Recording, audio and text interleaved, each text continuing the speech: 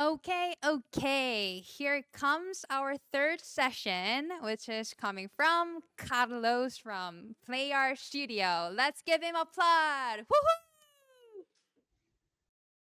Hey everyone. Of course, I had technical issues, so apologize for that. Just my luck.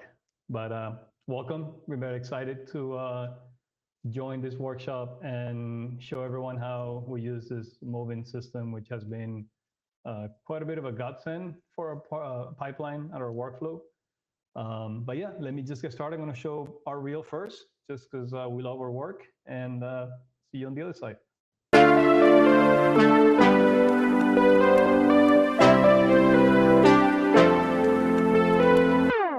I took my time with you. I broke myself to feel worth it. Just when I thought I had it figured out, you come and mess me up again. Go on and mess me up again. Lord knows how hard we tried. If only we could take it back to the day I blew your mind. Oh, and it kills me that every time we build and break these walls, say you're by my side until it blows. And we both know where this is gonna go. Better we don't talk about it at all. We save the trouble for another day. It's easier to look the other way. And we both know where this is gonna go. Better we don't talk about it at all. You took your time inside my head, now if only we could take it back to the day that I blew your mind. Oh, and it kills me that every time we build and break these walls, you say you're by my side until it goes. And we both know where this is gonna go. 'Cause we don't talk about it, we should talk about it. Cool. So that's our work. That's Player Studios. And we are a husband and wife studio. Myself and my wife opened up the studio about a year ago. And before that, I was at Eyeline as the director for the virtual art department there for a while, for 2 years. And before that, I worked at Narwhal. And in between, I worked with directors like Harmony Korine and Ty West and some others. So really, our goal here is to have a real-time filmmaking pipeline that helps not just other creatives do their work faster, but also ourselves. We have quite a bit of IPs that we want to develop that we really want to get out there, and a lot of ideas. And tools like this one from Movin really help us. And by the way, didn't plan it, but you'll see a puppy maybe around, just like Matt. Yeah, we have a little dog, so hopefully he won't do any business in front of camera. But yeah, let's again. Our philosophy is that filmmaking should be real time, and in order to do that, we need to use tools like Unreal Engine and specifically Unreal Engine in order to try to get as high quality of a result. So production quality results, but in real time, so that we can be in there with the production designer, with the director, with the director of photography, in real time, making decisions having to do with lighting, so that you can change the feel and the mood on a scene, having to do with the set, so you can try different things out, beforehand, and then all of this gets then translated into either a big LED volume, or into just footage, right? I mean, our goal is to start doing as much what's considered post in production. And although it's difficult, right? Because there's a lot of stuff that gets done. VFX, carries a lot of the weight of a film. So we're trying to lighten up that load as much as we can, so that not only creatives can do things quicker on production, but also it can help VFX, right? It can lighten that load, and it can help make this decision quicker, by the time it gets to VFX, everything's more clear. And again, we use Unreal Engine. So here, for example, this is one of the scenes from one of our IPs that we're actually now working on converting into a 180-degree dome experience for this March. And the idea is to have that same final quality throughout the entire process, or at least iterative, right? You start with previs, and then little by little you get to this, but you can quickly get to this, this sort of level of quality. And then you can start playing around with camera angles. You can start playing around with light, characters, performances, which is obviously where mocap comes in. And until now, obviously on the bigger studios that I worked at, we had big stages with mocap, really good mocap systems, multiple camera systems, volumetric capture, right? There's a lot of tools out there in commercial pipelines and commercial studios, large studios. For small studios like ours, or what we are now, Player Studios for the past year, it's almost like I'm a solo creator. So whenever I'm working on my own IP, I don't have access to those tools. And although I've been trying for a while, in the past few years, there have been some really good tools out there that have come out that use, let's say, your phone in order to capture your performance and then transfer it. They were great and amazing, but they were flawed enough where I couldn't really use the data without investing an entire 2 days or 1 day. I'm pretty slow when it comes to rigging and animation sometimes when it comes to cleanup. So I will have to go through the cleanup process, and that to me generates a stop within this real-time filmmaking process. And once MOVIN came around, I think it was last year, it really drew me to really find out more about it, because if it did what it promised, then that meant that no longer did I have to sacrifice the quality of the performance in a film or in a previs, because I'm using a library of mocap that I'm splicing together, and there is no there's no fluidity between the actions, or it looks steppy, or it just doesn't look natural, right? Because they're not meant to work together. And this is where we started using the MOVIN unit.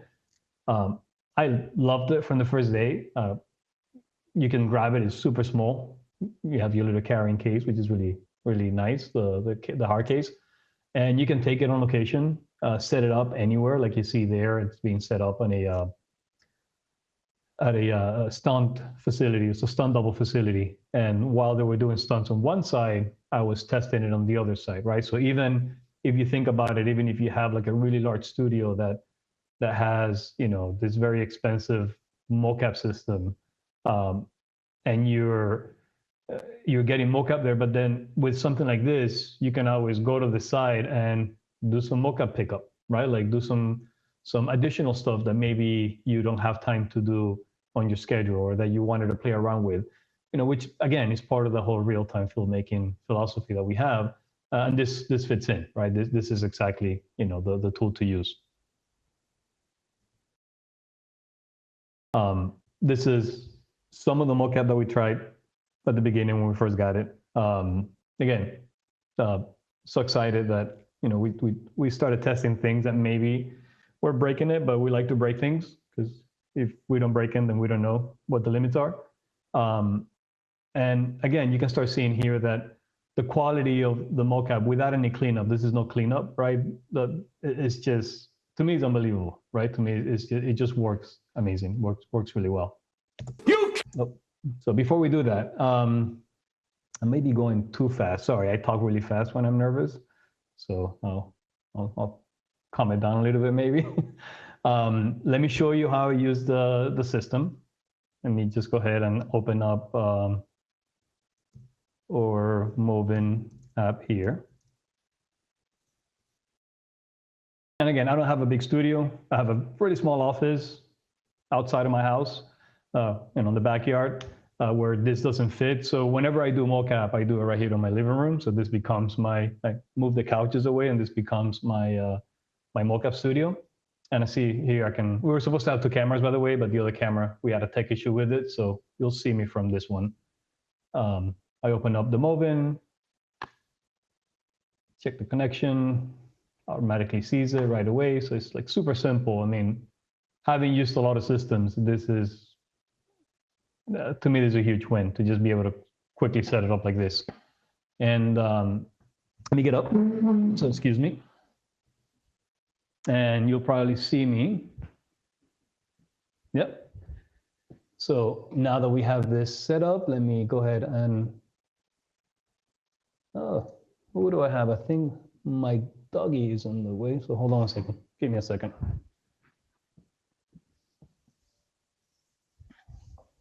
And he's dead. There you go. We're live, people. We're live. No, still.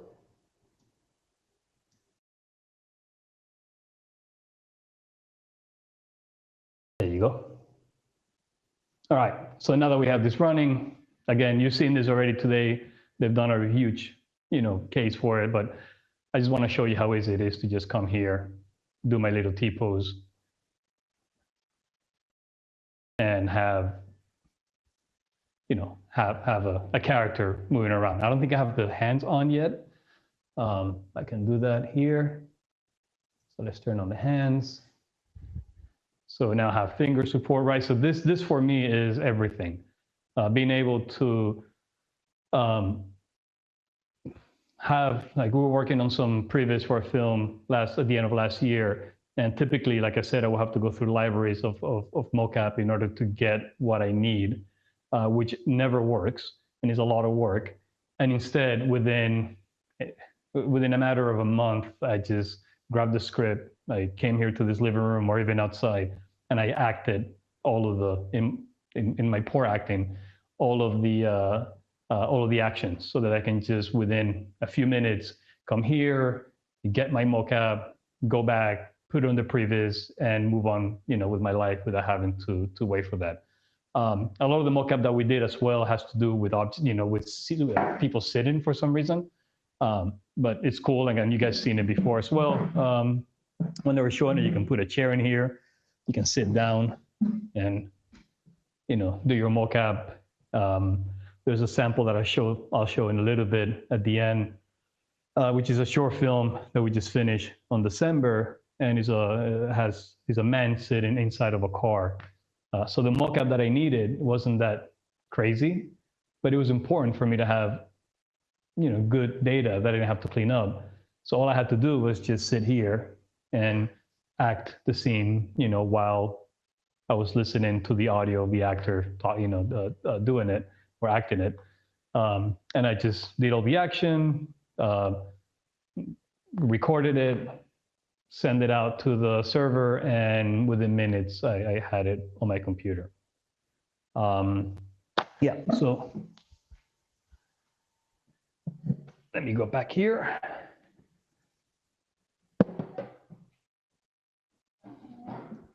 And we can get into a couple of examples here. So let me open up.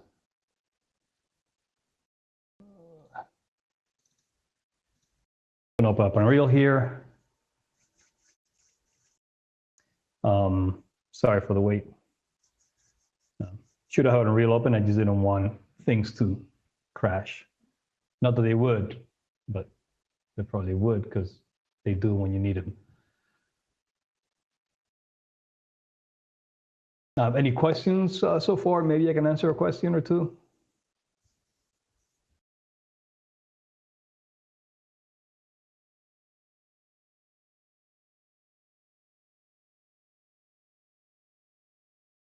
Let's see. It's almost open, guys. Give me a second.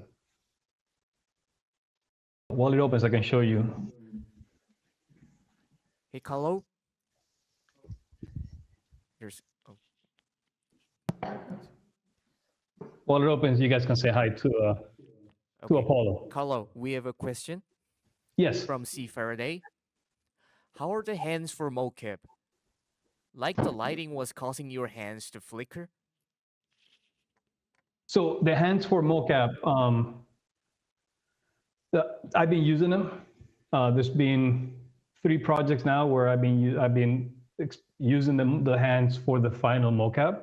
They do need a little bit more cleanup sometimes because some of the, as you'll see, and I'll show you here, the wrist sometimes may snap because of the, as they were explaining, it uses RGB. So if you're out of the frame and your hand comes out of the frame, it'll snap. But they're pretty stable. They're very stable. And I was really surprised when I first saw it because I thought it wasn't going to work that well. And like I said, we've been using it for the actual final, final. So let me show you. I'll show you one now. Let me load this up here.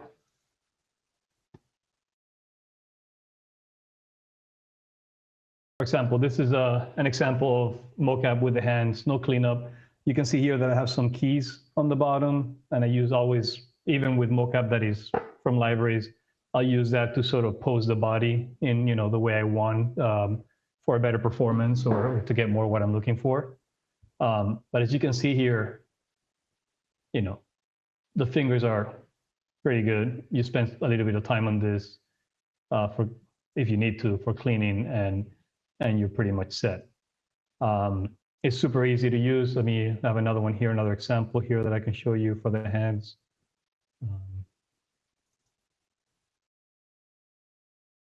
It's me with this is my digital twin. Oh, so Carlos, we have another question incoming from C. Faraday. Quote, does the overall lighting of the room help? I have large windows like you.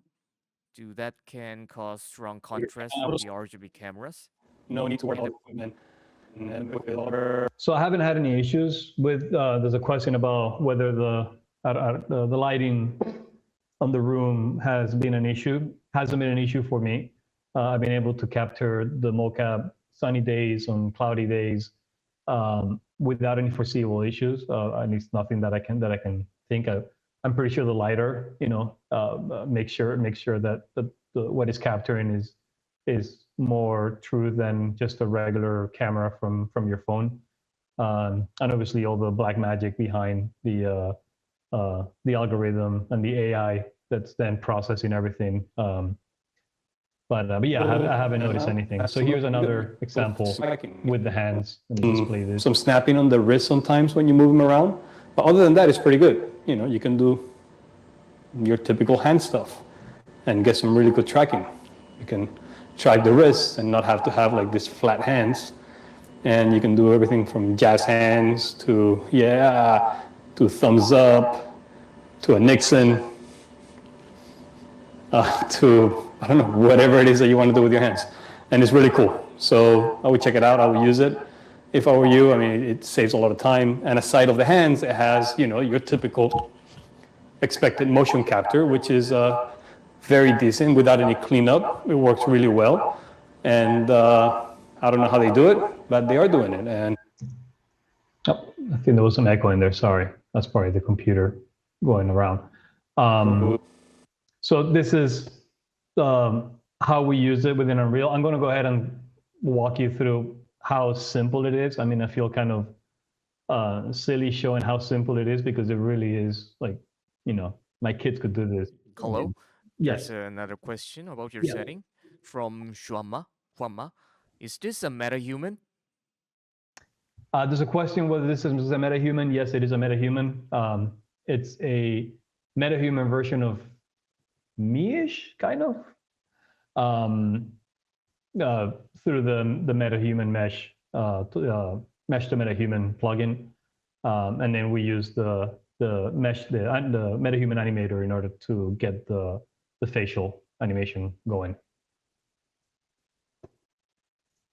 Cool. So let me quickly show you how simple this is. If I can find my thought here. There you go. All right, so let me go back to our better looking avatar here. There you go. And it's as easy as going to our assets. So we have mocap, MOVIN, And these are, I just loaded here all of the mocap that I've done for the past, I don't know, 2 weeks. So I just load a whole bunch of stuff in here just so that I could show you guys quickly.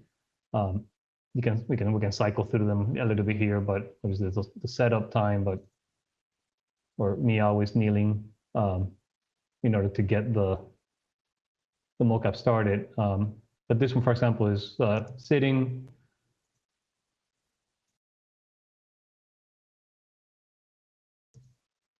And this is for the short. I'm going to show you a piece of it, of the short film where I use this. And again, it's not crazy. It's not like a fight sequence, but to me, this is very important to be able to have not just mocap that is very complex and follows very large movements and quick movements, but also like how does it do with small movements, so that when you have a film or a story that is very character driven, you can actually capture that performance without distracting on the end product. So it's as easy as. Yeah, we have another question about your facial setting from John Condi. Quote, how are you syncing your face data with your moving train body data? And Let me see. Sorry, that gave me a question. Could you repeat the question again? how are you syncing your face data with your moving tracing body data? So right now, there's two ways that you could. The question is, how am I syncing the data from the face to the body? Matt has videos where he's showing this, and there's a couple of other videos out there. You can have a camera where you're doing your mocap in the tracing at the same time as you have a camera that is recording your performance, your facial performance. That's one way of doing it. And then just with a time code, just make sure that you can either do a clap to get the time or some gesture, or just get the time code right to match them in post. Another thing that I'll often do is, in my very messy workflow sometimes when I quickly do things, is to do them separately, to have the facial performance done by myself or whoever I can get, and then the facial performance may not come from the same person, right? So even if I'm doing the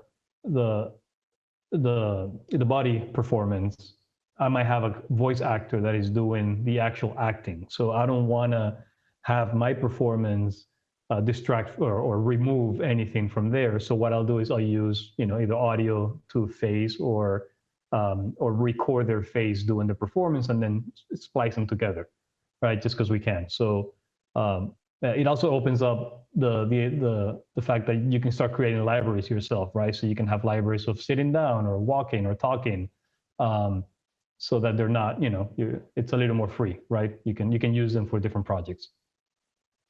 All right, so let's say we want to use one of these mocaps. Let's see, let's find one of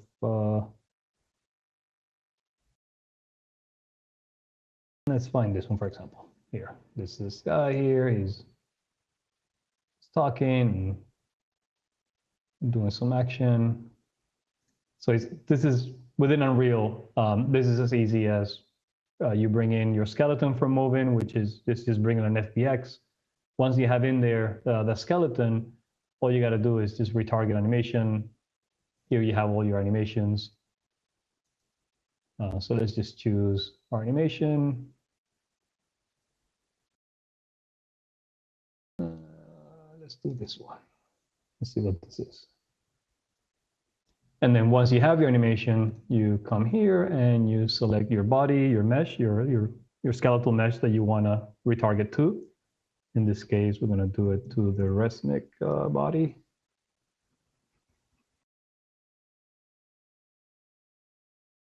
There you go. So now we have both in here. Oh, and I got a crash. Sorry. I'm going to reopen. I'm going to open a different file while I do that, while I restart, and then I'll show you a couple of things. I was afraid of that. All right, so let me open this one up. But let me show you an example of, oh shoot, not this one. Let me show you an example of, You can't handle the truth! Son, we live in a world that has walls, and those walls have to be guarded by men with guns. Who's gonna do it? You? You, Lieutenant Weinberg? I have a great responsibility, and possibly fast. You weep, Santiago, and you curse the Marines. You have that luxury. You have the luxury of not knowing what I know, that Santiago's death, while tragic, probably saved lives, and my existence, while grotesque and incomprehensible to you, saves lives. You don't want the truth because deep down in places you don't talk about at parties, you want me on that wall. You need me on that wall. We use words like honor, code, loyalty. We use these words as the backbone of a life spent defending something. You use them as a punchline. I have neither the time nor the inclination to explain myself to a man who rises and sleeps under the blanket of the very freedom that I provide, and then questions the manner in which I provide it. I would rather you just said thank you and went on your way. Otherwise, I suggest you pick up a weapon and stand a post. Either way, I don't give a damn what you think you are entitled to. so that's a perfect example of a test that I did last year, around November, where I wanted to test out the MOVIN in combination with audio to phase, so which is the in this case, it would be the one from Unreal, where I had the audio from the movie, and then I piped it in through the MetaHuman animator, got the performance, at least for the lips and some of the face, then added secondary animations to the face. And then for the body, like I showed you earlier, I just sat down in a chair and I tried my best at a Jack Nicholson impersonation and on A Few Good Men. So that's, that's one of the examples that that we started playing around with, so that then we get, I can show you this here, which is a short film that we just finished. Goddamn AI taking our jobs. Ted, this your fucking robot.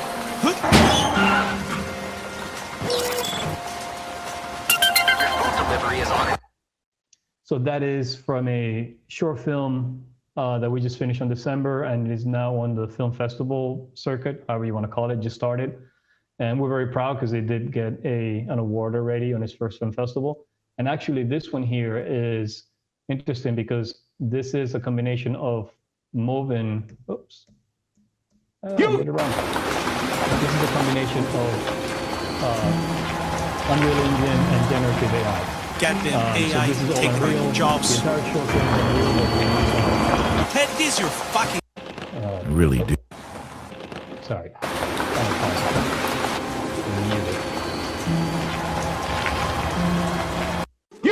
Let's go here. We use a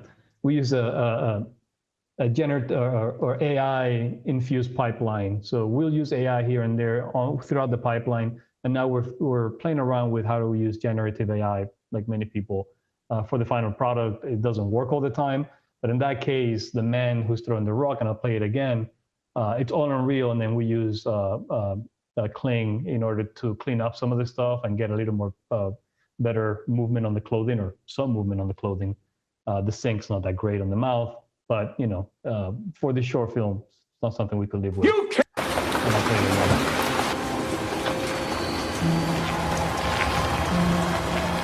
Goddamn AI taking our jobs. Ted, this your fucking robot. So that's one scenario. Within the same short film, our main character Really was do. sitting on the car. Maybe that courage was already in you. I just helped you see it. But it's not right. It's not moral. Morality is just a lock on a door everybody knows how to pick. They just pretend it's sturdy because it makes them feel civilized. Look, if I do this, shit, if I already did this, then then I need to know I'm not insane. I need something telling me I'm not some kind of monster. I understand how you feel. That must be. So that's, again, me sitting down, doing the mocap with Movin within, 20 minutes, do a few takes. And then we had a voice actor where we use the voice in order to generate the facial performance, and then added some additional animation on top of that. And again, this is, we're very proud that it's already getting, it's already an award-winning short film, so that's really cool. And that's pretty much it. I don't know, time-wise, how am I doing? Hopefully I'm within the time.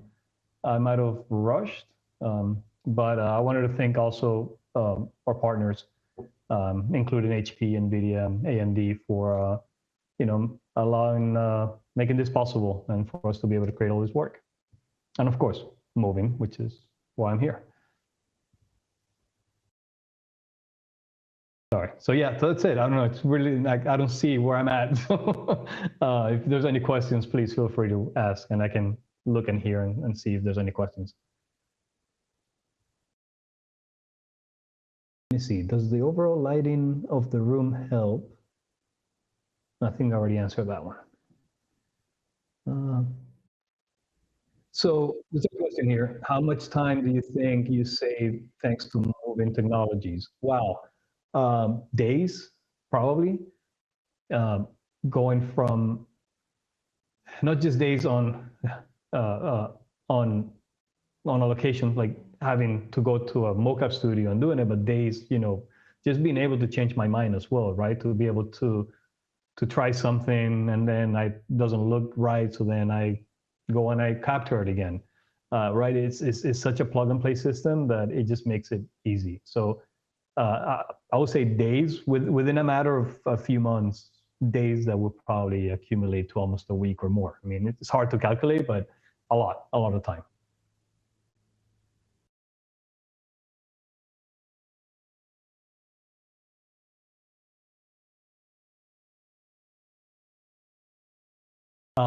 There's a question here, is the MetaHuman affecting the moving capture result?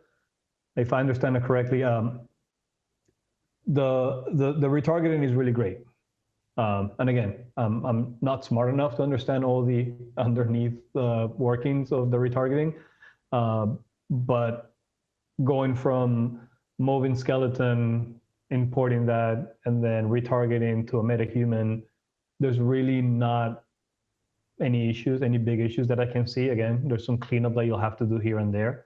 A perfect example is when I do the mocap sitting down or for this character for the short film, I did have to kill the legs, right? A, because I didn't need him, and B, because there was some, there was some movement that wasn't wanted and that I wanted it out, because, I'm sitting still, so I'm assuming the system's always trying to grab data.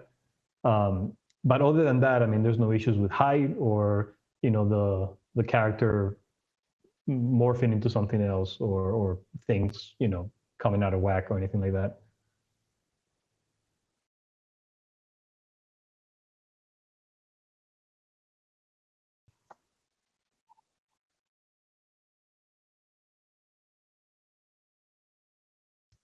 Perfect. So I think that's it. Thank you. Sorry for the tech issues, and hope I was entertaining. And go ahead and use Movin. It's worth it. All right. Bye-bye.